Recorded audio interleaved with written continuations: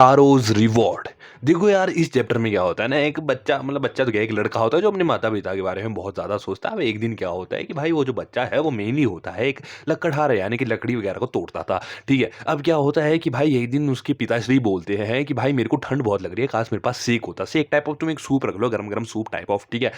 काश मेरे पास एक सेक होता। तो टारो सुनता है कि चलो मेरे पापा जी ने ऐसा बोला है तो मैं मेहनत करूँगा और एक सेक खरीद के लाऊँगा। अब टारो जो है अगले दिन सुबह जो है मेहनत करने जाता है, यानी कि लकड़ी तोड़ने जाता है, तो उसको एक झरने की आवाज़ आती है और वो सोचता है कि भाई यार, मैं इतने सालों से इधर काम कर रहा हूँ, मेरे को ये झरना कभी दिखा ही नहीं। चलो भाई, थोड़ा प्यास लगी है तो पानी पी लेता हूँ। ठीक है, जैसे ही वो जाता है उसके पास एक घड़ा होता है और उस घड़े में वो जो है उस घड़े को साथ ले जाता है। अब जैसे ही वो पानी की एक सिप लेता है तो उसको टेस्ट आता है कि भाई ये तो सेक है। अब वो 2-3 बारी ट्राई करता है तो उसको सेक का ही टेस्ट आता है, तो वो पूरा घड़ा भर करके घर ले जाता है और वहाँ पर अपने पिताश्री को वो चीज़ पिलाता है, अपनी माताश्री को वो चीज़ पिलाता है। तो वो जो है बहुत ज़्यादा खुश हो जाते हैं। अब वहीं पर टारो के घर में उसी दौरान एक आंटी आती है और उन आंटी को उसके फादर जो है वो सेक ऑफ़र कर देते हैं।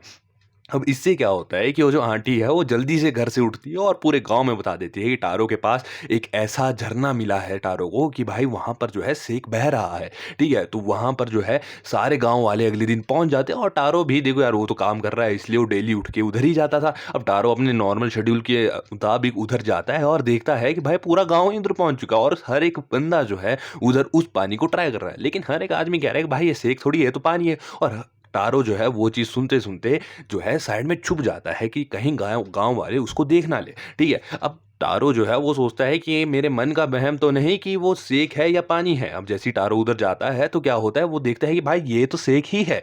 अब उधर से प पता क्या चलता है कि टारो पे जो है भगवान की कृपा कुछ इस प्रकार से हो रखी है कि भाई साहब, भगवान ने उसको ये पावर दी कि उधर जो झरना है वो एक जादुई झरना है और वो जादुई झरना सिर्फ़ और सिर्फ़ टारो को ही रिवॉर्ड में सेक देता है। अब वो उसको सेक क्यों देता है? क्योंकि टारो जो है अपने माता-पिता की रिस्पेक्ट करता था और उनके बारे में बहुत ज़्यादा सोचता था। अब यही सारी बात जापान के जो एम्परर है, जापान का जो किंग था, उसको पता चल जाती है और वो उसको बुलाता है टारो को और उसको देता है 20 सोने के सिक्के और वहाँ का जो फाउंटेन था, जो सबसे बढ़िया झरना था, उसका नाम भी टारो रख रख देता है। क्यों? क्योंकि टारो जो है एक बहुत ही काइंडफुल आदमी था। और इसी के साथ चैप्टर भी खत्म हो जाता है।